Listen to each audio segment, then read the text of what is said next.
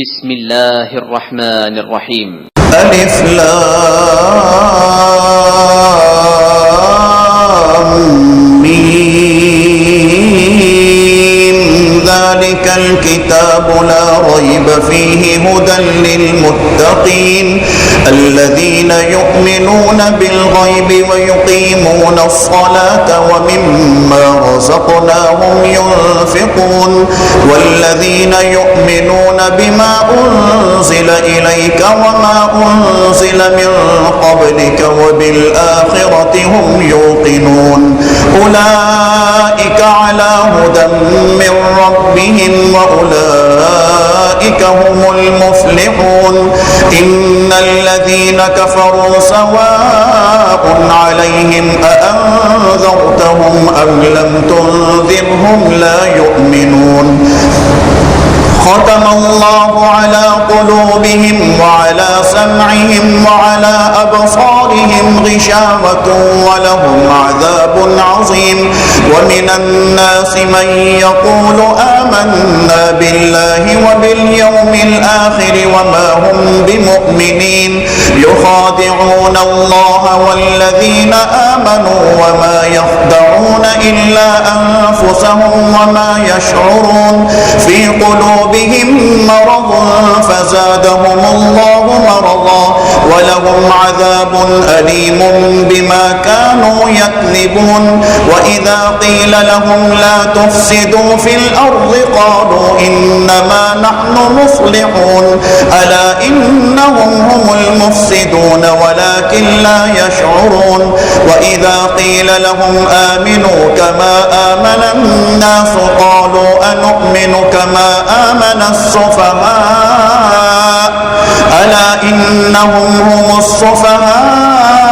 ولكن لا يعلمون وإذا لقوا الذين آمنوا قالوا آمنا وإذا خلوا إلى شياطينهم قالوا إنا معكم إنما نحن مستهزئون الله يستهزئ بهم ويمدهم في طغيانهم يعمهون أولئك الذين اشتروا الضلالة بالهدى فما ربحت تجارتهم وما كانوا مهتدين مثلهم كمثل الذي استوقد نارا فلما أضاءت ما حوله ذهب الله بنورهم وتركهم في ظلمات لا يبصرون صم بكم عمي فهم لا يرجعون أو كصيب من السماء فيه ظلمات ورعد وبرق يجعلون أصابعهم في آذانهم من الصواعق حذر الموت والله محيط بالكافرين يكاد البرق يخطف أبصارهم كلما أضاء لهم مشوا فيه وإذا أظلم عليهم قاموا ولو شاء الله لذهب بسمعهم وأبصارهم إن الله على كل شيء قدير يا أيها الناس اعبدوا ربكم الذي خلقكم والذين من قبلكم لعلكم تتقون الذي جعل لكم الأرض فراشا والسماء بناء وأنزل من السماء ماء فأخرج به من الثمرات رزقا لكم فلا تجعلوا لله أندادا وأنتم تعلمون وإن كنتم في ريب مما نزلنا على عبدنا فأتوا بصورة من مثله وادعوا شهداءكم من دون الله إن كنتم صادقين فإن لم تفعلوا ولن تفعلوا فاتقوا النار التي وقودها الناس والحجارة أعدت للكافرين وبشر الذين آمنوا وعملوا الصالحات أن لهم جنات تجري من تحتها الأنهار كلما رزقوا منها من ثمرة رزقا قالوا هذا الذي رزقنا من قبل وأتوا به متشابها ولهم فيها أزواج مطهرة وهم فيها خالدون إن الله لا يستحيي أن يضرب مثلا ما بعوضة فما فوقها فأما الذين آمنوا فيعلمون أنه الحق من ربهم وأما الذين كفروا فيقولون ماذا أراد الله بهذا مثلا يضل به كثيرا ويهدي به كثيرا وما يضل به إلا الفاسقين الذين ينقضون عهد الله من بعد ميثاقه ويقطعون ما أمر الله به أن يوصل ويفسدون في الأرض أولئك هم الخاسرون كيف تكفرون بالله وكنتم أمواتا فأحياكم ثم يميتكم ثم يحييكم ثم إليه ترجعون هو الذي خلق لكم ما في الأرض جميعا ثم استوى إلى السماء فسواهن 7 سماوات وهو بكل شيء عليم وإذ قال ربك للملائكة إني جاعل في الأرض خليفة قالوا أتجعل فيها من يفسد فيها ويسفك الدماء ونحن نسبح بحمدك ونقدس لك قال إني أعلم ما لا تعلمون وعلم آدم الأسماء كلها ثم عرضهم على الملائكة فقال أنبئوني بأسماء هؤلاء إن كنتم صادقين قالوا سبحانك لا علم لنا إلا ما علمتنا إنك أنت العليم الحكيم قال يا آدم أنبئهم بأسمائهم فلما أنبأهم بأسمائهم قال ألم أقل لكم إني أعلم غيب السماوات والأرض وأعلم ما تبدون وما كنتم تكتمون وإذ قلنا للملائكة اسجدوا لآدم فسجدوا إلا إبليس أبى واستكبر وكان من الكافرين وقلنا يا آدم اسكن أنت وزوجك الجنة وكلا منها رغدا حيث شئتما ولا تقربا هذه الشجرة فتكونا من الظالمين فأزلهما الشيطان عنها فأخرجهما مما كانا فيه وقلنا اهبطوا بعضكم لبعض عدو ولكم في الأرض مستقر ومتاع إلى حين فتلقى آدم من ربه كلمات فتاب عليه إنه هو التواب الرحيم قلنا اهبطوا منها جميعا فإما يأتينكم مني هدى فمن تبع هداي فلا خوف عليهم ولا هم يحزنون والذين كفروا وكذبوا بآياتنا أولئك أصحاب النار هم فيها خالدون يا بني إسرائيل اذكروا نعمتي التي أنعمت عليكم وأوفوا بعهدي أوف بعهدكم وإياي فارهبون وآمنوا بما أنزلت مصدقا لما معكم ولا تكونوا أول كافر به ولا تشتروا بآياتي ثمنا قليلا وإياي فاتقون ولا تلبسوا الحق بالباطل وتكتموا الحق وأنتم تعلمون وأقيموا الصلاة وآتوا الزكاة واركعوا مع الراكعين أتأمرون الناس بالبر وتنسون أنفسكم وأنتم تتلون الكتاب أفلا تعقلون واستعينوا بالصبر والصلاة وإنها لكبيرة إلا على الخاشعين الذين يظنون أنهم ملاقو ربهم وأنهم إليه راجعون يا بني إسرائيل إسرائيل اذكروا نعمتي التي أنعمت عليكم وأني فضلتكم على العالمين واتقوا يوما لا تجزي نفس عن نفس شيئا ولا يقبل منها شفاعة ولا يؤخذ منها عدل ولا هم ينصرون وإذ نجيناكم من آل فرعون يصومونكم سوء العذاب يذبحون أبناءكم ويستحيون نساءكم وفي ذلكم بلاء من ربكم عظيم وإذ فرقنا بكم البحر فأنجيناكم وأغرقنا آل فرعون وأنتم تنظرون وإذ واعدنا موسى 40 ليلة ثم اتخذتم العجل من بعده وأنتم ظالمون ثم عفونا عنكم من بعد ذلك لعلكم تشكرون وإذ آتينا موسى الكتاب والفرقان لعلكم تهتدون وإذ قال موسى لقومه يا قوم إنكم ظلمتم أنفسكم باتخاذكم العجل فتوبوا إلى بارئكم فاقتلوا أنفسكم ذلكم خير لكم عند بارئكم فتاب عليكم إنه هو التواب الرحيم وإذ قلتم يا موسى لن نؤمن لك حتى نرى الله جهرة فأخذتكم الصاعقة وأنتم تنظرون ثم بعثناكم من بعد موتكم لعلكم تشكرون وظللنا عليكم الغمام وأنزلنا عليكم المن والسلوى كلوا من طيبات ما رزقناكم وما ظلمونا ولكن كانوا أنفسهم يظلمون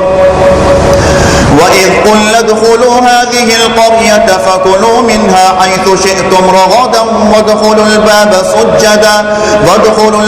سجدا وقولوا حطة نغفر لكم خطاياكم وسنزيد المحسنين فبدل الذين ظلموا قولا غير الذي قيل لهم فأنزلنا على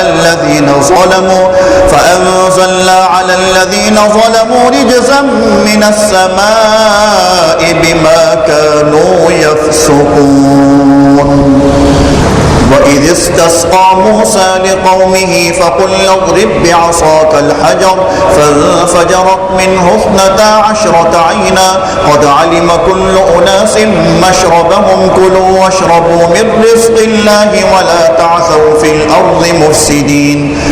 وإذ قلتم يا موسى لن نصبر على طعام واحد فادع لنا ربك يخرج لنا مما تنبت الأرض من بقلها وقثائها وفومها وعدسها وبصلها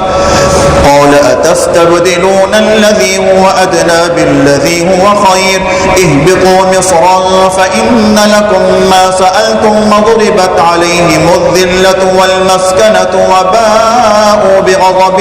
من الله ذلك بأنهم كانوا يكفرون بآيات الله ويقتلون النبيين بغير الحق ذلك بما عصوا وكانوا يعتدون إن الذين آمنوا والذين هادوا والنصارى والصابئين من آمن بالله واليوم الآخر وعمل صالحا فلهم أجرهم عند ربهم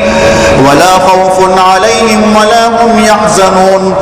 وإذ أخذنا ميثاقكم ورفعنا فوقكم الطور خذوا ما آتيناكم بقوة واذكروا ما فيه لعلكم تتقون ثم توليتم من بعد ذلك فلولا فضل الله عليكم ورحمته لكنتم من الخاسرين ولقد علمتم الذين اعتدوا منكم في السبت فقلنا لهم كونوا قردة خاسئين فجعلناها نكالا لما بين يديها وما خلفها وموعظة للمتقين وإذ قال موسى لقومه إن الله يأمركم أن تذبحوا بقرة قالوا أتتخذنا هزوا قال أعوذ بالله أن أكون من الجاهلين قالوا ادع لنا ربك يبين لنا ما هي قال إنه يقول إنها بقرة لا فارغ ولا بكر عوان بين ذلك فافعلوا ما تؤمرون قالوا ادع لنا ربك يبين لنا ما لونها قال إنه يقول إنها بقرة صفراء فاقع لونها تسر الناظرين قالوا ادع لنا ربك يبين لنا ما هي إن البقرة شابه علينا وإنا إن شاء الله لمهتدون قال إنه يقول إنها بقرة لا ذلول تثير الأرض ولا تسقي الحرث مسلمة لا شية فيها قالوا الآن جئت بالحق فذبحوها وما كادوا يفعلون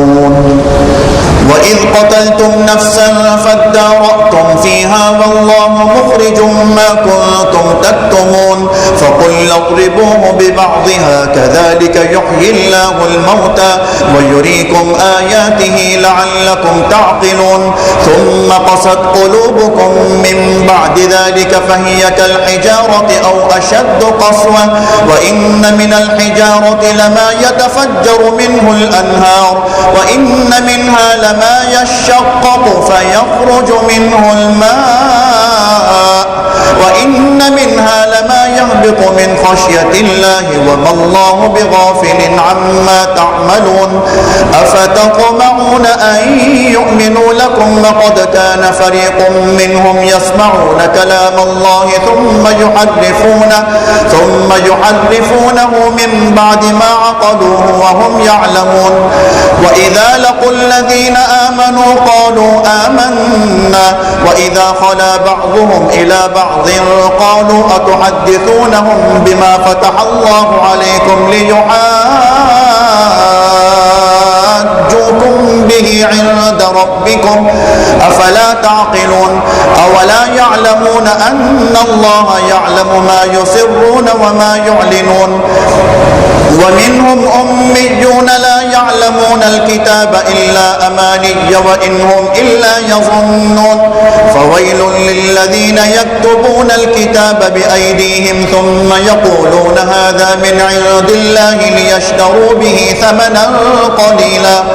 فويل لهم مما كتبت أيديهم وويل لهم مما يكسبون وقالوا لن تمسنا النار إلا أياما معدودة قل أتخذتم عند الله عهدا فلن يخلف الله عهده أم تقولون على الله ما لا تعلمون بلى من كسب سيئة وأحاطت به خطيئته فأولئك أصحاب النار هم فيها خالدون والذين آمنوا وعملوا الصالحات أولئك أصحاب الجنة هم فيها خالدون وإذ أخذنا ميثاق بني إسرائيل لا تعبدون إلا الله وبالوالدين إحسانا وذي القربى واليتامى والمساكين وقولوا للناس حسنا وأقيموا الصلاة وآتوا الزكاة ثم توليتم إلا قليلا منكم وأنتم معرضون وإذ أخذنا ميثاقكم لا تسفكون دماءكم ولا تخرجون أنفسكم من دياركم ثم أقررتم وأنتم تشهدون ثم أنتم هؤلاء تقتلون أنفسكم وتخرجون فريقا منكم من ديارهم تظاهرون عليهم بالإثم والعدوان وإن يأتوكم أسارى تفادوهم وهو محرم عليكم إخراجهم أفتؤمنون ببعض الكتاب وتكفرون ببعض فما جزاء من يفعل ذلك منكم إلا خزي في الحياة الدنيا ويوم القيامة يردون إلى أشد العذاب وما الله بغافل عما تعملون أولئك الذين اشتروا الحياة الدنيا بالآخرة فلا يخفف عنهم العذاب ولا هم ينصرون ولقد آتينا موسى الكتاب وقفينا من بعده بالرسل وآتينا عيسى ابن مريم البينات وأيدناه بروح القدس أفكلما جاءكم رسول بما لا تهوى أنفسكم استكبرتم ففريقا كذبتم وفريقا تقتلون وقالوا قلوبنا غلف بل لعنهم الله بكفرهم فقليلا ما يؤمنون ولما جاءهم كتاب من عند الله مصدق لما معهم وكانوا من قبل يستفتحون على الذين كفروا فلما جاءهم ما عرفوا كفروا به فلعنة الله على الكافرين بئس ما اشتروا به أنفسهم أن يكفروا بما أنزل الله بغيا أن ينزل الله من فضله على من يشاء من عباده فباءوا بغضب على غضب وللكافرين عذاب مهين وإذا قيل لهم آمنوا بما أنزل الله قالوا نؤمن بما أنزل علينا ويكفرون بما وراءه وهو الحق مصدقا لما معهم قل فلم تقتلون أنبياء الله من قبل إن كنتم مؤمنين ولقد جاءكم موسى بالبينات ثم اتخذتم العجل من بعده وأنتم ظالمون وإذ أخذنا ميثاقكم ورفعنا فوقكم الطور خذوا ما آتيناكم بقوة واسمعوا قالوا سمعنا وعصينا وأشربوا في قلوبهم العجل بكفرهم قل بئس ما يأمركم به إيمانكم إن كنتم مؤمنين قل إن كانت لكم الدار الآخرة عند الله خالصة من دون الناس فتمنوا الموت إن كنتم صادقين ولن يتمنوه أبدا بما قدمت أيديهم والله عليم بالظالمين ولتجدنهم أحرص الناس على حياة ومن الذين أشركوا يود أحدهم لو يعمر 1000 سنة وما هو بمزحزحه من العذاب أن يعمر والله بصير بما يعملون قل من كان عدوا لجبريل فإنه نزله على قلبك بإذن الله مصدقا لما بين يديه وهدى وبشرى للمؤمنين من كان عدوا لله وملائكته ورسله وجبريل وميكال فإن الله عدو للكافرين ولقد أنزلنا إليك آيات بينات وما يكفر بها إلا الفاسقون أوكلما عاهدوا عهدا نبذه فريق منهم بل أكثرهم لا يؤمنون ولما جاءهم رسول من عند الله مصدق لما معهم نبذ فريق من الذين أوتوا كتاب الله وراء ظهورهم كأنهم لا يعلمون واتبعوا ما تتلو الشياطين على ملك سليمان وما كفر سليمان ولكن الشياطين كفروا يعلمون الناس السحر وما أنزل على الملكين ببابل هاروت وماروت وما يعلمان من أحد حتى يقولا إنما نحن فتنة فلا تكفر فيتعلمون منهما ما يفرقون به بين المرء وزوجه وما هم بضارين به من أحد إلا بإذن الله ويتعلمون ما يضرهم ولا ينفعهم ولقد علموا لمن اشتراه ما له في الآخرة من خلاق ولبئس ما شروا به أنفسهم لو كانوا يعلمون ولو أنهم آمنوا واتقوا لمثوبة من عند الله خير لو كانوا يعلمون يا أيها الذين آمنوا لا تقولوا راعنا وقولوا انظرنا واسمعوا وللكافرين عذاب أليم ما يود الذين كفروا من أهل الكتاب ولا المشركين أن ينزل عليكم من خير من ربكم والله يختص برحمته من يشاء والله ذو الفضل العظيم ما ننسخ من آية أو ننسها نأتي بخير منها أو مثلها ألم تعلم أن الله على كل شيء قدير ألم تعلم أن الله له ملك السماوات والأرض وما لكم من دون الله من ولي ولا نصير أم تريدون أن تسألوا رسولكم كما سئل موسى من قبل ومن يتبدل الكفر بالإيمان فقد ضل سواء السبيل ود كثير من أهل الكتاب لو يردونكم من بعد إيمانكم كفارا حسدا من عند أنفسهم من بعد ما تبين لهم الحق فاعفوا واصفحوا حتى يأتي الله بأمره إن الله على كل شيء قدير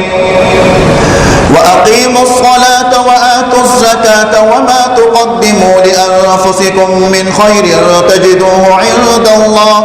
إن الله بما تعملون بصير وقالوا لن يدخل الجنة إلا من كان هودا أو نصارى تلك أمانيهم قل هاتوا برهانكم إن كنتم صادقين بلى من أسلم وجهه لله وهو محسن فله أجره عند ربه ولا خوف عليهم ولا هم يحزنون وقالت اليهود ليست النصارى على شيء وقالت النصارى ليست اليهود على شيء وهم يتلون الكتاب كذلك قال الذين لا يعلمون مثل قولهم فالله يحكم بينهم يوم القيامة فيما كانوا فيه يختلفون ومن أظلم ممن منع مساجد الله أن يذكر فيها اسمه وسعى في خرابها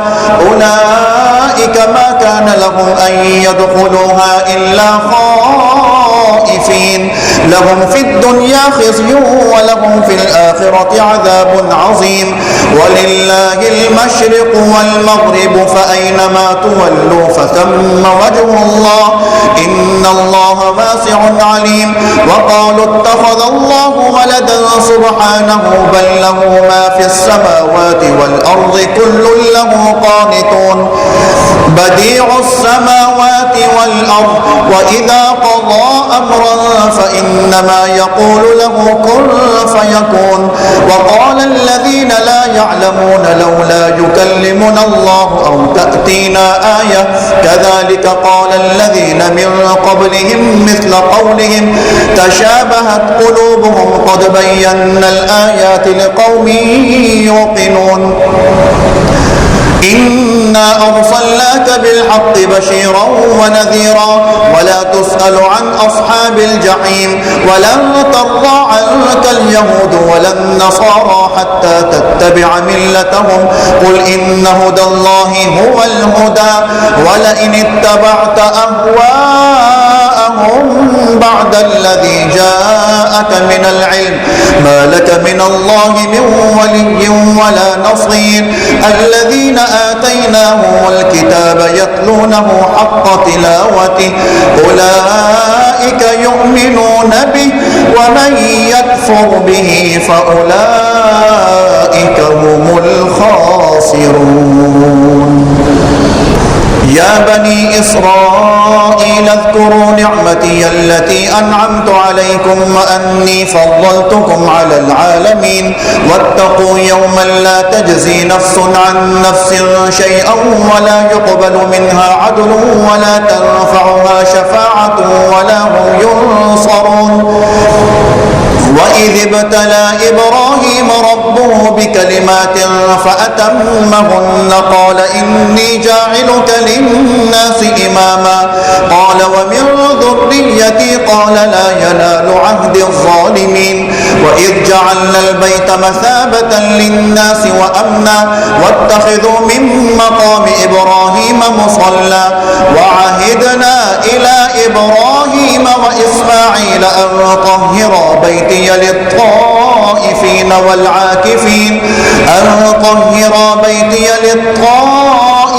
والعاكفين والركع السجود. وإذ قال إبراهيم رب اجعل هذا بلدا آمنا وارزق أهله من الثمرات من آمن منهم بالله واليوم الآخر قال ومن كفر فأمتعه قليلا ثم أضطره إلى عذاب النار وبئس المصير. وإذ يرفع إبراهيم القواعد من البيت وإسماعيل ربنا تقبل منا إنك أنت السميع العليم ربنا واجعلنا مسلمين لك ومن ذريتنا أمة مسلمة لك وأرنا مناسكنا وتب علينا إنك أنت التواب الرحيم ربنا وابعث فيهم رسولا منهم يتلو عليهم آياتك ويعلمهم الكتاب والحكمة ويزكيهم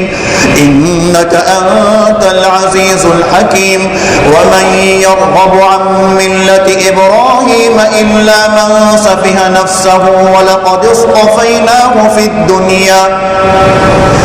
وإنه في الآخرة لمن الصالحين. إذ قال له ربه أسلم قال أسلمت لرب العالمين. ووصى بها إبراهيم بنيه ويعقوب يا بني إن الله اصطفى لكم الدين فلا تموتن إلا وأنتم مسلمون.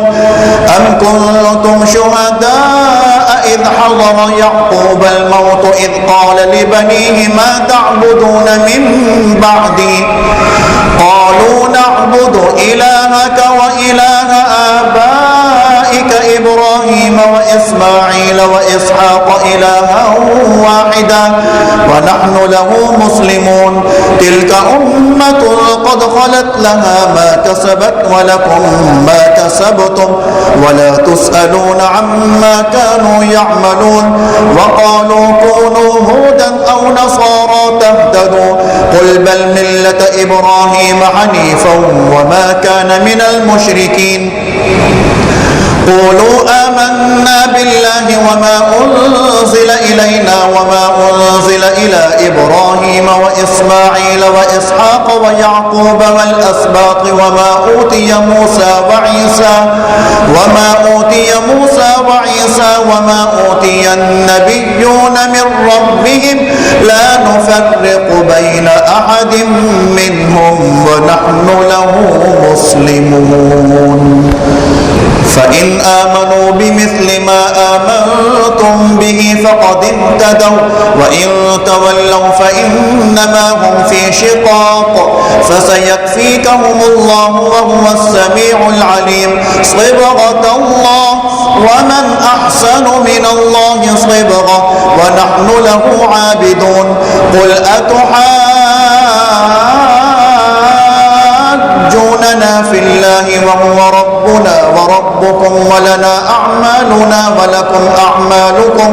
ونحن له مخلصون. أم تقولون إن إبراهيم وإسماعيل وإسحاق ويعقوب والأسباط كانوا هودا أو نصارى قل أأنتم أعلم أم الله ومن أظلم ممن كتم شهادة عنده من الله وما الله بغافل بغافل عما تعملون تلك أمة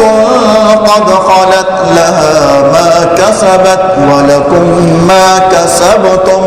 ولا تسألون عما كانوا يعملون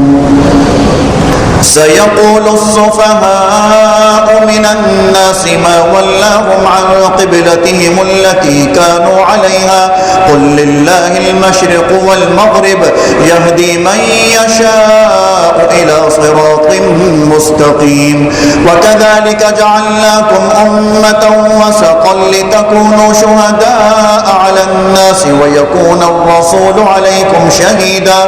وما جعلنا القبلة التي كنت عليها إلا لنعلم من يتبع الرسول ممن ينقلب على عقبيه وإن كانت لكبيرة إلا على الذين هدى الله وما كان الله ليضيع إيمانكم إن الله بالناس لرؤوف رحيم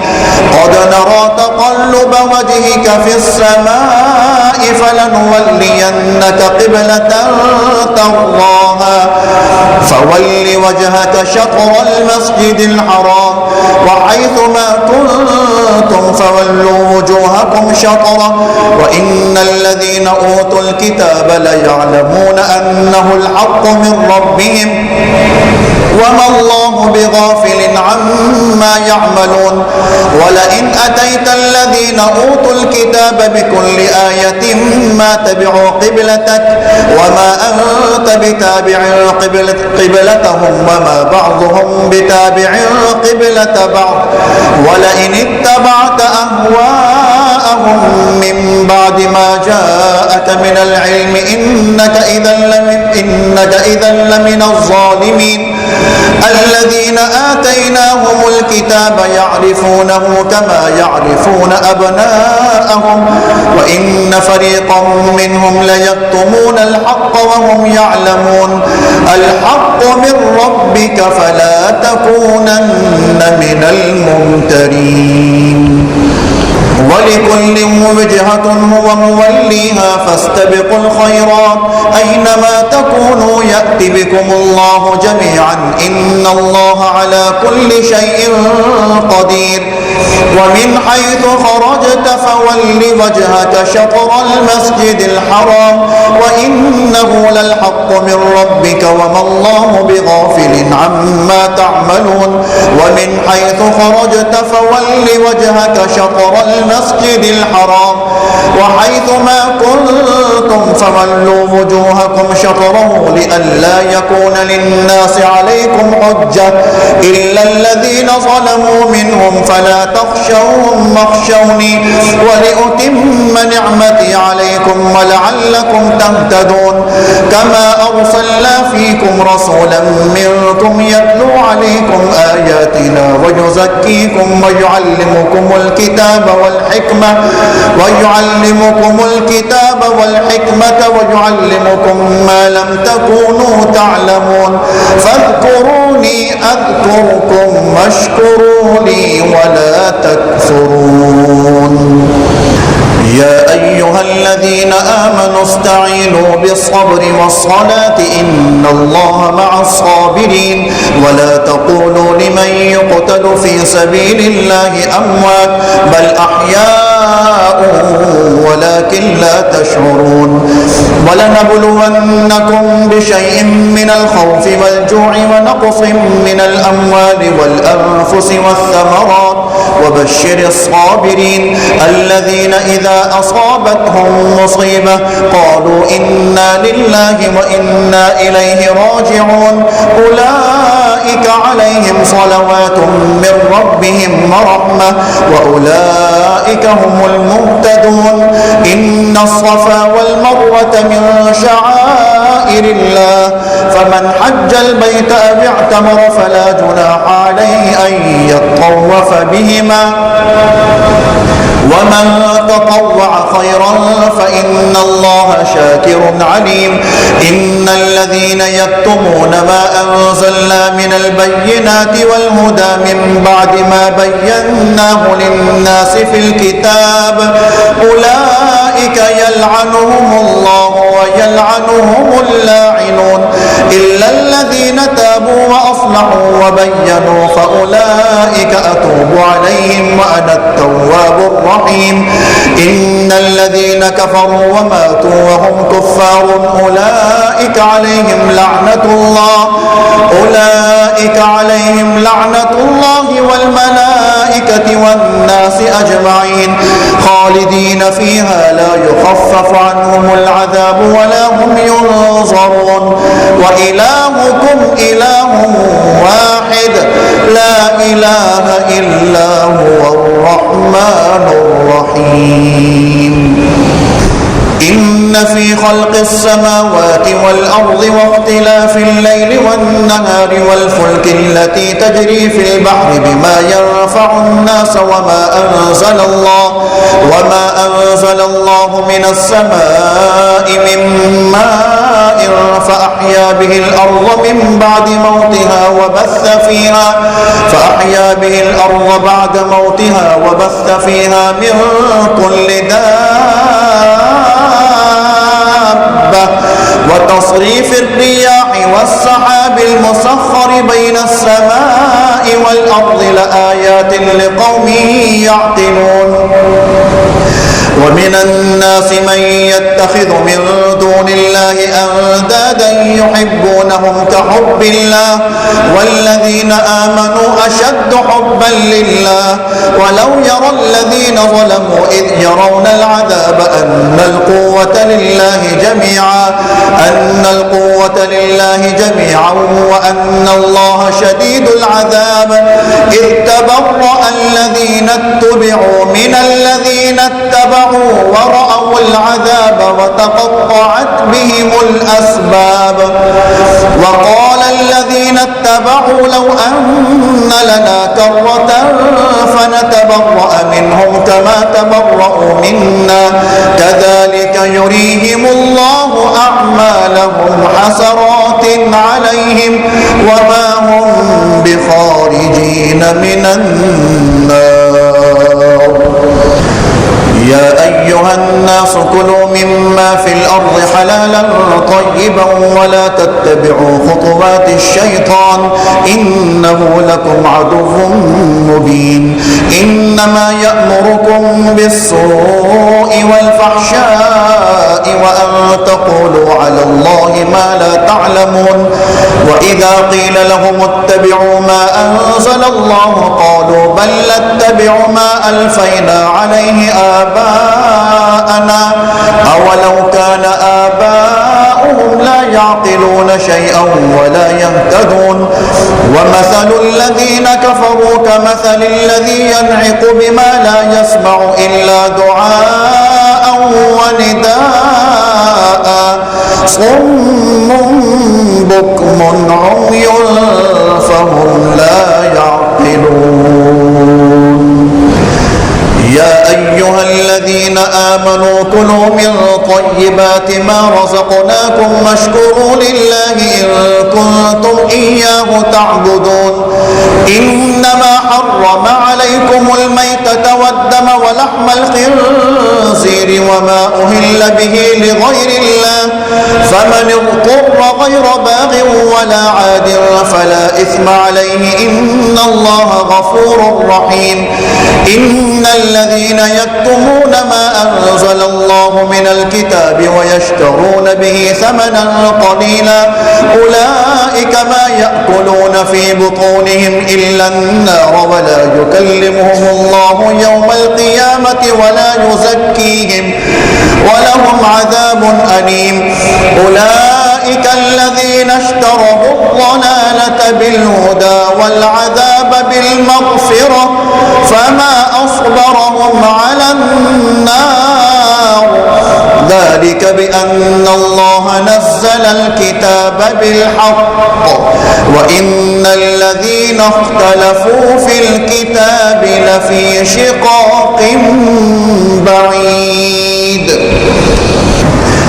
ليس البر أن تولوا وجوهكم قبل المشرق والمغرب ولكن البر من آمن بالله واليوم الآخر والملائكة والكتاب والنبيين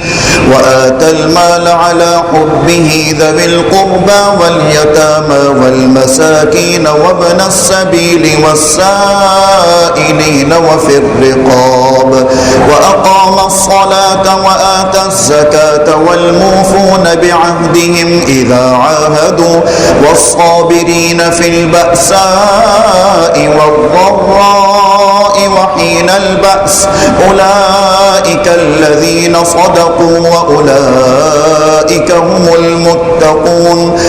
يا أيها الذين آمنوا كتب عليكم القصاص في القتلى الحر بالحر والعبد بالعبد والأنثى بالأنثى فمن عفي له من أخيه شيء فاتباع بالمعروف وأداء إليه بإحسان ذلك تخفيف من ربكم ورحمة فمن اعتدى بعد ذلك فله عذاب أليم ولكم في القصاص حياة يا أولي الألباب لعلكم تتقون كتب عليكم إذا حضر أحدكم الموت إن ترك خيرا الوصية للوالدين والأقربين بالمعروف حقا على المتقين فمن بدله بعدما سمعه فإنما إثمه على الذين يبدلونه إن الله سميع عليم فمن خاف من موص جنفا أو إثما فأصلح بينهم فلا إثم عليه إن الله غفور رحيم يا أيها الذين آمنوا كتب عليكم الصيام كما كتب على الذين من قبلكم لعلكم تتقون أياما معدودات فمن كان منكم مريضا أو على سفر فعدة من أيام أخر وعلى الذين يطيقونه فدية طعام مسكين فمن تطوع خيرا فهو خير له وأن تصوموا خير لكم إن كنتم تعلمون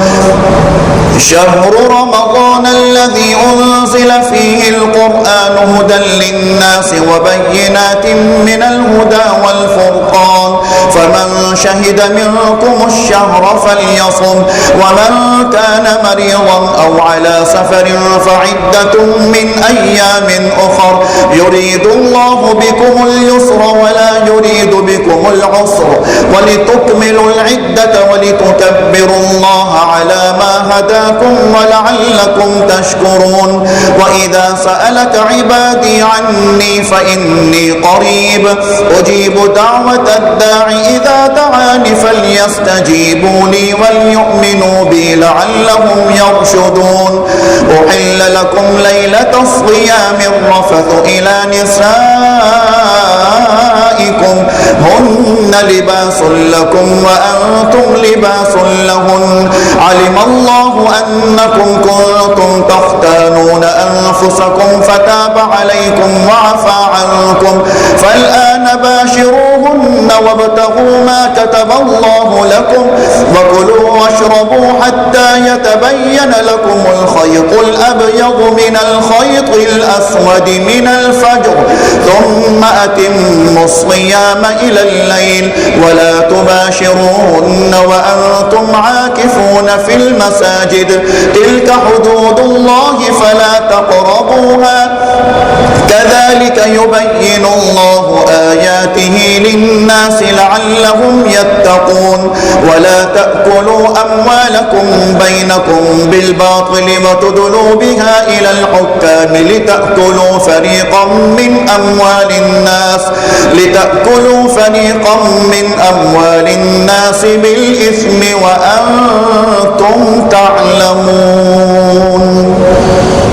يسألونك عن الأهلة قل هي مواقيت للناس والحج وليس البر بأن تأتوا البيوت من ظهورها ولكن البر من اتقى وأتوا البيوت من أبوابها واتقوا الله لعلكم تفلحون وقاتلوا في سبيل الله الذين يقاتلونكم ولا تعتدوا إن الله لا يحب المعتدين وقتلوهم حيث ثقفتموهم وأخرجوهم من حيث أخرجوكم والفتنة أشد من القتل ولا تقاتلوهم عند المسجد الحرام حتى يقاتلوكم فيه فإن قاتلوكم فاقتلوهم كذلك جزاء الكافرين فإن انتهوا فإن الله غفور رحيم وقاتلوهم حتى لا تكون فتنة ويكون الدين لله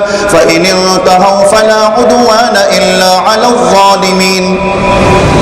الشهر الحرام بالشهر الحرام والحرمات قصاص فمن اعتدى عليكم فاعتدوا عليه بمثل ما اعتدى عليكم واتقوا الله واعلموا أن الله مع المتقين وأنفقوا في سبيل الله ولا تلقوا بأيديكم إلى التهلكة وأحسنوا إن الله يحب المحسنين وأتموا الحج والعمرة لله فإن أحصرتم فما استيسر من الهدي ولا تحلقوا رؤوسكم حتى يبلغ الهدي محله فمن كان منكم مريض أو به أذى من رأسه ففدية من صيام أو صدقة أو نسك فإذا أمنتم فمن تمتع بالعمرة إلى الحج فما استيسر من الهدي فمن لم يجد فصيام 3 أيام في الحج و7 إذا رجعتم تلك 10 كاملة ذلك لمن لم يكن أهله حاضر المسجد الحرام واتقوا الله واعلموا أن الله شديد العقاب الحج أشهر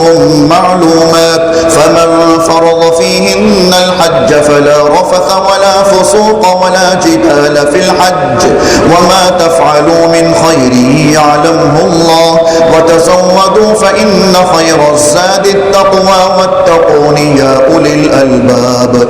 ليس عليكم جناح أن تبتغوا فضلا من ربكم فإذا أفضتم من عرفات فاذكروا الله عند المشعر الحرام واذكروه كما هداكم وإن كنتم من قبله لمن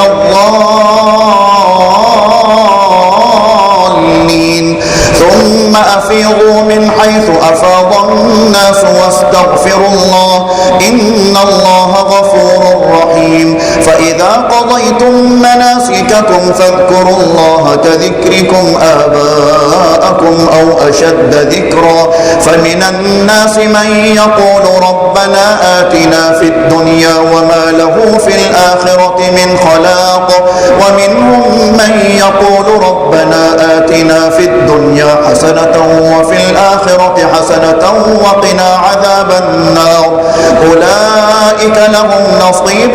مما كسبوا والله سريع الحساب واذكروا الله في أيام معدودات فمن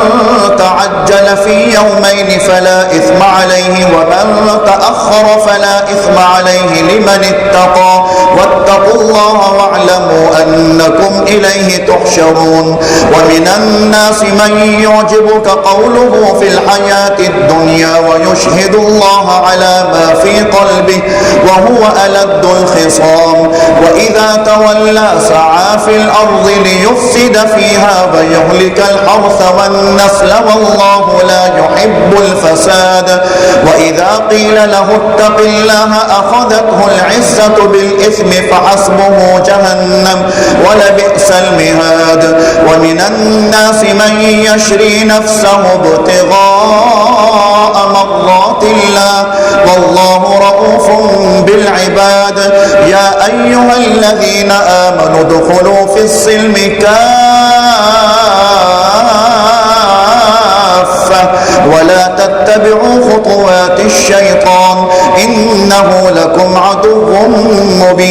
فإن زللتم من بعد ما جاءتكم البينات فاعلموا أن الله عزيز حكيم هل ينظرون إلا أن يأتيهم الله في ظلل من الغمام والملائكة وقضي الأمر وإلى الله ترجع الأمور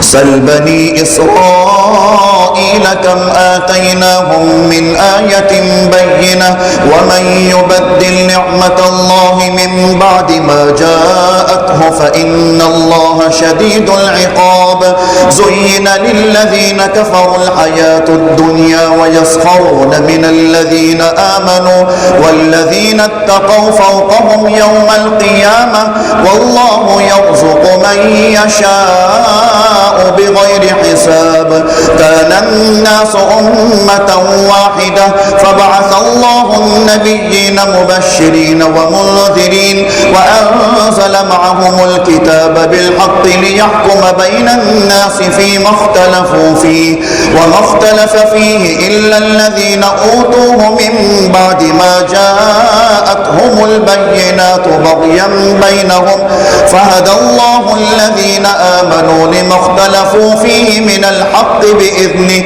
والله يهدي من يشاء إلى صراط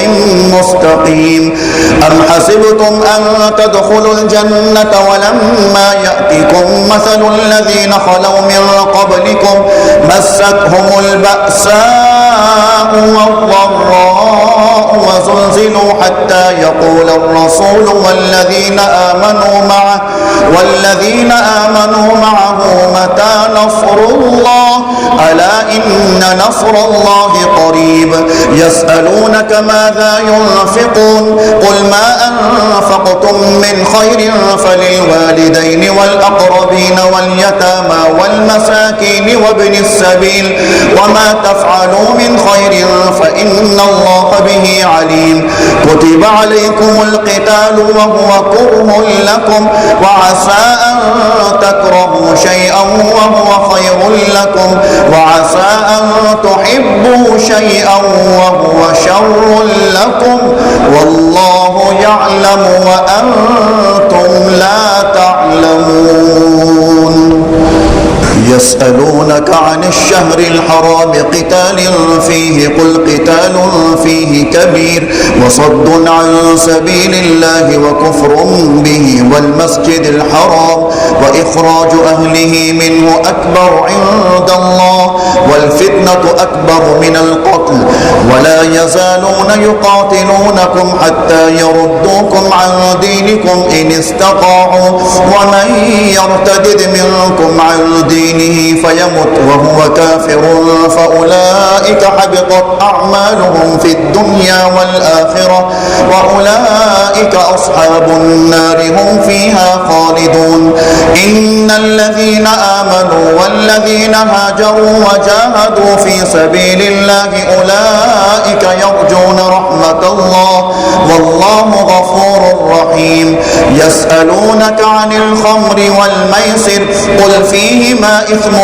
كبير ومنافع للناس وإثمهما أكبر من نفعهما ويسألونك ماذا ينفقون قل العفو كذلك يبين الله لكم الآيات لعلكم تتفكرون في الدنيا والآخرة ويسألونك عن اليتامى قل إصلاح لهم خير وإن تخالطوهم فإخوانكم والله يعلم المفسد من المصلح ولو شاء الله لأعنتكم إن الله عزيز حكيم ولا تنكحوا المشركات حتى يؤمن ولأمة مؤمنة خير من مشركة ولو أعجبتكم ولا تنكحوا المشركين حتى يؤمنوا ولعبد مؤمن خير من مشرك ولو أعجبكم أولئك يدعون إلى النار والله يدعو إلى الجنة والمغفرة بإذنه ويبين آياته للناس لعلهم يتذكرون ويسألونك عن المحيض قل هو أذى فاعتزلوا النساء في المحيض ولا تقربوهن حتى يطهرن فإذا تطهرن فأتوهن من حيث أمركم الله إن الله يحب التوابين ويحب المتطهرين نساؤكم حرث لكم فأتوا حرثكم أنى شئتم وقدموا لأنفسكم واتقوا الله واعلموا أنكم ملاقوه وبشر المؤمنين ولا تجعلوا الله عرضة لأيمانكم أن تبروا وتتقوا وتصلحوا بين الناس والله سميع عليم لا يؤاخذكم الله باللغو في أيمانكم ولكن يؤاخذكم بما كسبت قلوبكم والله غفور حليم للذين يؤلون من نسائهم تربص 4 أشهر فإن فاءوا فإن الله غفور رحيم وإن عزموا الطلاق فإن الله سميع عليم والمطلقات يتربصن بأنفسهن 3 قروء ولا يحل لهن أن يكتمن ما خلق الله في أرحامهن إن كن يؤمن بالله واليوم الآخر وبعولتهن أحق بردهن في ذلك إن أرادوا إصلاحا ولهن مثل الذي عليهن بالمعروف وللرجال عليهن درجة والله عزيز حكيم الطلاق 2 فإمساك بمعروف أو تسريح بإحسان ولا يحل لكم أن تأخذوا مما آتيتموهن شيئا إلا أن يخافا ألا يقيما حدود الله فإن خفتم ألا يقيما حدود الله فلا جناح عليهما فيما افتدت به تلك حدود الله فلا تعتدوها ومن يتعد حدود الله فأولئك هم الظالمون فإن طلقها فلا تحل له من بعد حتى تنكح زوجا غيره فإن طلقها فلا جناح عليهما أن يتراجعا إن ظنا أن يقيما حدود الله وتلك حدود الله يبينها لقوم يعلمون وإذا طلقتم النساء فبلغن أجلهن فأمسكوهن بمعروف أو سرحوهن بمعروف ولا تمسكوهن ضرارا لتعتدوا ومن يفعل ذلك فقد ظلم نفسه ولا تتخذوا آيات الله هزوا واذكروا نعمة الله عليكم وما أنزل عليكم من الكتاب والحكمة يعظكم به واتقوا الله واعلموا أن الله بكل شيء عليم وإذا طلقتم النساء فبلغن أجلهن فلا تعضلوهن أن ينكحن أزواجهن إذا تراضوا بينهم بالمعروف ذلك يوعظ به من كان منكم يؤمن بالله واليوم الآخر ذلكم أزكى لكم وأطهر والله يعلم وأنتم لا تعلمون والوالدات يرضعن أولادهن حولين كاملين لمن أراد أن يتم الرضاعة وعلى المولود له رزقهن وكسوتهن بالمعروف لا تكلف نفس إلا وسعها لا تضار والدة بولدها ولا مولود له بولده وعلى الوارث مثل ذلك فإن أرادا فصالا عن تراض منهما وتشاور فلا جناح عليهما وإن أردتم أن تسترضعوا أولادكم فلا جناح عليكم إذا سلمتم ما آتيتم بالمعروف واتقوا الله واعلموا أن الله بما تعملون بصير والذين يتوفون منكم ويذرون أزواجا يتربصن بأنفسهن 4 أشهر وعشرا فإذا بلغن أجلهن فلا جناح عليكم فيما فعل في أنفسهن بالمعروف والله بما تعملون خبير. ولا جناح عليكم فيما عرضتم به من خطبة النساء أو أكننتم في أنفسكم علم الله أنكم ستذكرونهن ولكن لا تواعدوهن سرا إلا أن تقولوا قولا معروفا ولا تعزموا عقدة النكاح حتى يبلغ الكتاب أجله واعلموا أن الله يعلم ما في أنفسكم فاحذروا واعلموا أن الله غفور حليم. لا جناح عليكم إن طلقتم النساء ما لم تمسوهن أو تفرضوا لهن فريضة ومتعوهن على الموسع قدره وعلى المقتر قدره متاعا بالمعروف حقا على المحسنين. وإن طلقتموهن من قبل أن تمسوهن وقد فرضتم لهن فريضة فنصف ما فرضتم إلا أن يعفون أو يعفو الذي بيده عقدة النكاح وأن تعفوا أقرب للتقوى ولا تنسوا الفضل بينكم إن الله بما تعملون بصير. حافظوا على الصلوات والصلاة الوسطى وقوموا لله قانتين. فإن خفتم فرجالا أو ركبانا فإذا أمنتم فاذكروا الله كما علمكم ما لم تكونوا تعلمون. والذين يتوفون منكم ويذرون أزواجا وصية لأزواجهم متاعا إلى الحول غير إخراج فإن خرجن فلا جناح عليكم فيما فعل في أنفسهن من معروف والله عزيز حكيم. وللمطلقات متاع بالمعروف حقا على المتقين كذلك يبين الله لكم آياته لعلكم تعقلون. ألم تر إلى الذين خرجوا من ديارهم وهم ألوف حذر الموت فقال لهم الله موتوا ثم أحياهم إن الله لذو فضل على الناس ولكن أكثر الناس لا يشكرون.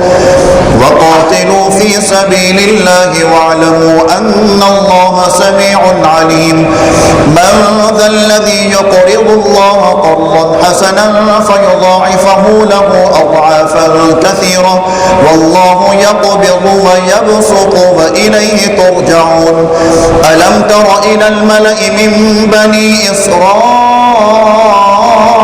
من بعد موسى إذ قالوا لنبي له مبعث لنا ملكا نقاتل في سبيل الله قال هل عصيتم إن كتب عليكم القتال ألا تقاتلوا قالوا وما لنا ألا نقاتل في سبيل الله وقد أخرجنا من ديارنا وأبنائنا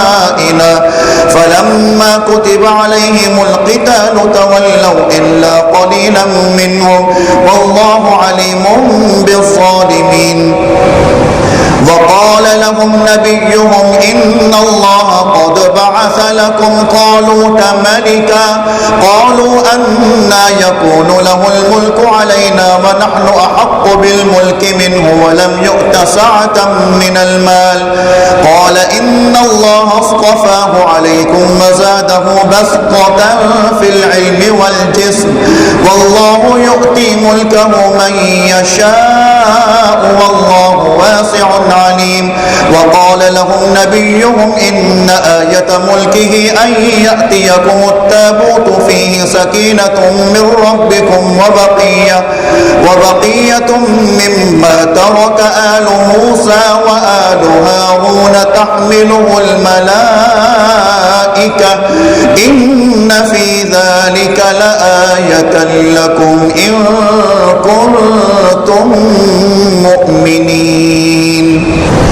فلما فصل طالوت بالجنود قال إن الله مبتليكم مبتليكم بنهر فمن شرب منه فليس مني ومن لم يطعمه فإنه مني إلا من اغترف غرفة بيده فشربوا منه إلا قليلا منهم فلما جاوزه هو والذين آمنوا معه قالوا لا طاقة لنا اليوم بجالوت وجنوده قال الذين يظنون أنهم ملاقو الله كم من فئة قليلة غلبت فئة كثيرة بإذن الله والله مع الصابرين ولما برزوا لجالوت وجنوده قالوا ربنا أفرغ علينا صبرا وثبت أقدامنا وانصرنا على القوم الكافرين فهزموهم بإذن الله وقتل داود جالوت وآتاه الله الملك والحكمة وعلمه مما يشاء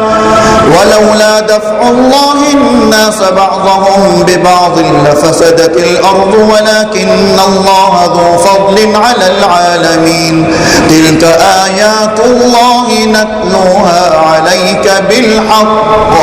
وإنك لمن المرسلين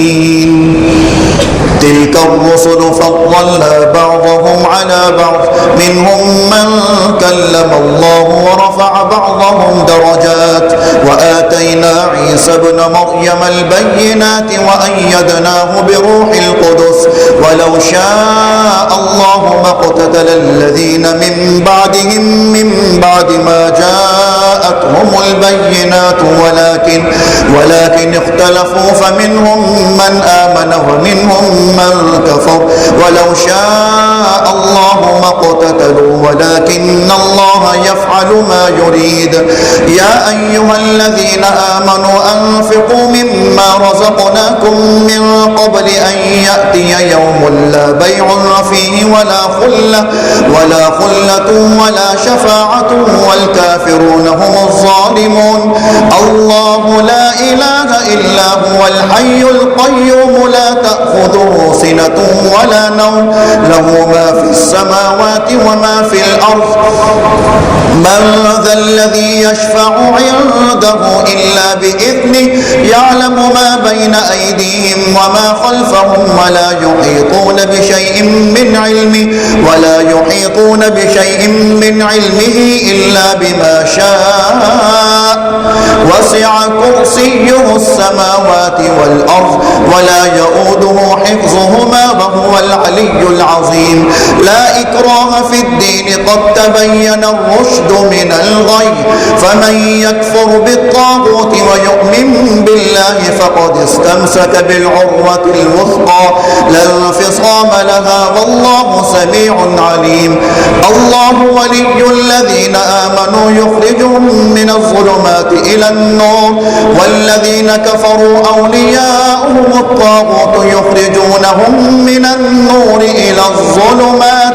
أولئك أصحاب النار هم فيها خالدون ألم تر إلى الذي حاج إبراهيم في ربه أن آتاه الله الملك إذ قال إبراهيم ربي الذي يحيي ويميت قال أنا أحيي وأميت قال إبراهيم فإن الله يأتي بالشمس من المشرق فأت بها من المغرب فبهت الذي كفر والله لا يهدي القوم الظالمين أو كالذي مر على قرية وهي خاوية على عروشها قال أنى يحيي هذه الله بعد موتها فأماته الله 100 عام ثم بعثه قال كم لبثت قال لبثت يوما أو بعض يوم قال بل لبثت 100 عام فانظر إلى طعامك وشرابك لم يتسنه وانظر إلى حمارك ولنجعلك آية للناس وانظر إلى العظام كيف ننشزها ثم نكسوها لحما فلما تبين له قال أعلم أن الله على كل شيء قدير. وإذ قال إبراهيم رب أرني كيف تحيي الموتى قال أولم تؤمن قال بلى ولكن ليطمئن قلبي قال فخذ 4 من الطير فصرهن إليك ثم اجعل على كل جبل منهن جزءا ثم ادعهن يأتينك سعيا واعلم أن الله عزيز حكيم. مثل الذين ينفقون أموالهم في سبيل الله كمثل حبة أنبتت 7 سنابل في كل سنبلة 100 حبة والله يضاعف لمن يشاء والله واسع عليم. الذين ينفقون أموالهم في سبيل الله ثم لا يتبعون ما أنفقوا منا ولا أذى لهم أجرهم عند ربهم ولا خوف عليهم ولا هم يحزنون. قول معروف ومغفرة خير من صدقة يتبعها أذى والله غني حليم. يا أيها الذين آمنوا لا تبطلوا صدقاتكم بالمن والأذى كالذي ينفق ماله رئاء الناس ولا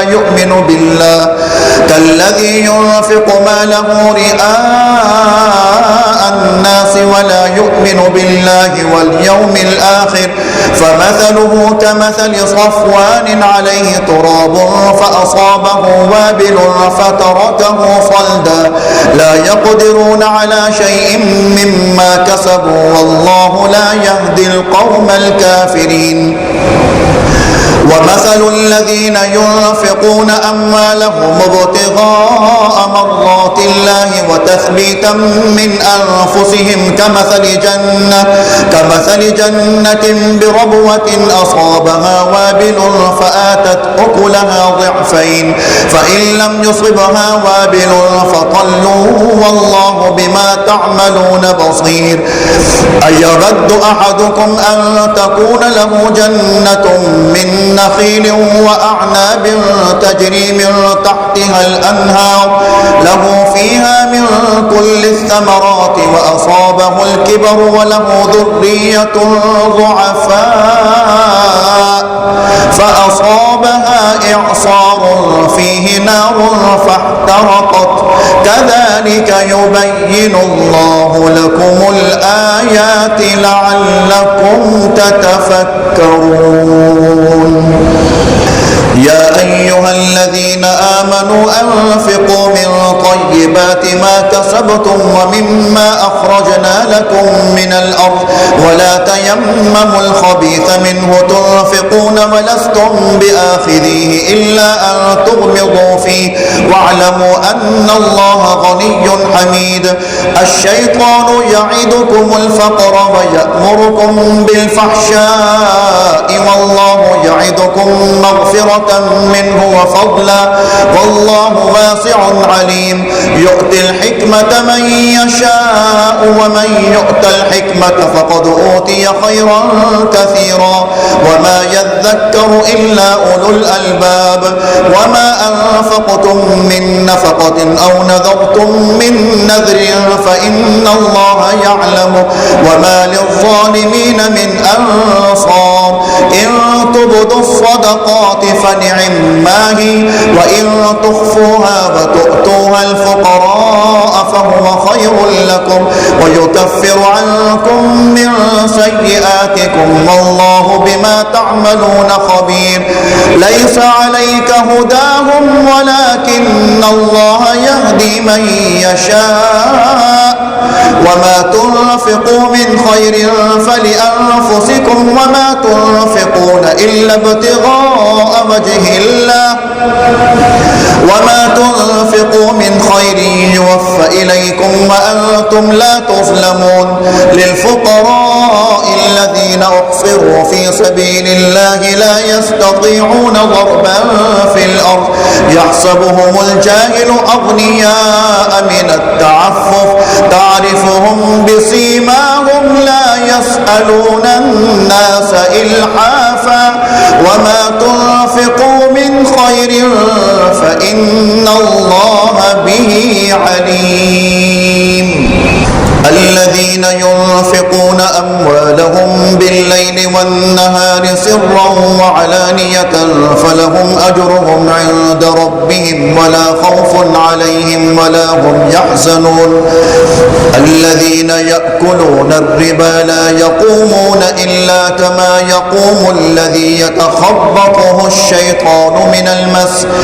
ذلك بأنهم قالوا إنما البيع مثل الربا وأحل الله البيع وحرم الربا فمن جاءه موعظة من ربه فانتهى فله ما سلف وأمره إلى الله ومن عاد فأولئك أصحاب النار هم فيها خالدون.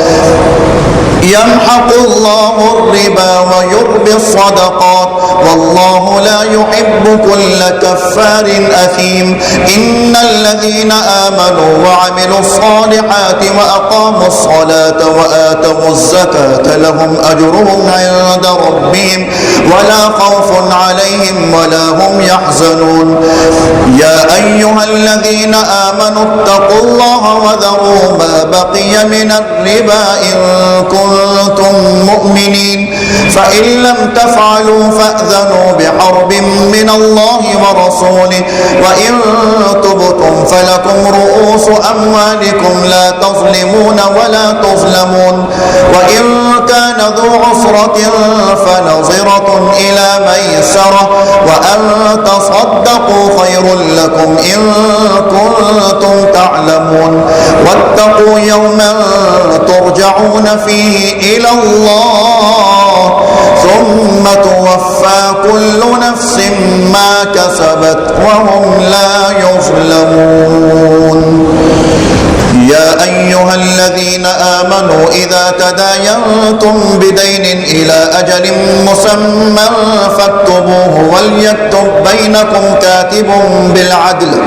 ولا يأب كاتب أن يكتب كما علمه الله فليكتب وليملل الذي عليه الحق وليتق الله ربه ولا يبخس منه شيئا فإن كان الذي عليه الحق سفيها أو ضعيفا أو لا يستطيع أن يمله فليملل وليه بالعدل واستشهدوا شهيدين من رجالكم فإن لم يكونا رجلين فرجل وامرأتان ممن ترضون من الشهداء أن تضل إحداهما فتذكر إحداهما الأخرى ولا يأبى الشهداء إذا ما دعوا ولا تسأموا أن تكتبوه صغيرا أو كبيرا إلى أجله ذلكم أقسط عند الله وأقوم للشهادة وأدنى ألا ترتابوا إلا أن تكون تجارة حاضرة تديرونها بينكم فليس عليكم جناح ألا تكتبوها وأشهدوا إذا تبايعتم ولا يضار كاتب ولا شهيد وإن تفعلوا فإنه فسوق بكم واتقوا الله ويعلمكم الله والله بكل شيء عليم. وإن كنتم على سفر ولم تجدوا كاتبا فرهان مقبوضة فإن أمن بعضكم بعضا فليؤدي الذي ائتمن أمانته وليتق الله ربه ولا تكتموا الشهادة ومن يكتمها فإنه آثم قلبه والله بما تعملون عليم. لله ما في السماوات وما في الأرض وإن تبدوا ما في أنفسكم أو تخفوه يحاسبكم به الله فيغفر لمن يشاء ويعذب من يشاء والله على كل شيء قدير. آمن الرسول بما أنزل إليه من ربه والمؤمنون كل آمن بالله وملائكته وكتبه ورسله لا نفرق بين أحد من رسله وقالوا سمعنا وأطعنا غفرانك ربنا وإليك المصير. لا يكلف الله نفسا إلا وسعها لها ما كسبت وعليها ما اكتسبت ربنا لا تؤاخذنا إن نسينا أو أخطأنا ربنا ولا تحمل علينا إصرا كما حملته على الذين من قبلنا ربنا ولا تحملنا ما لا طاقة لنا به واعف عنا واغفر لنا وارحمنا أنت مولانا فانصرنا على القوم الكافرين.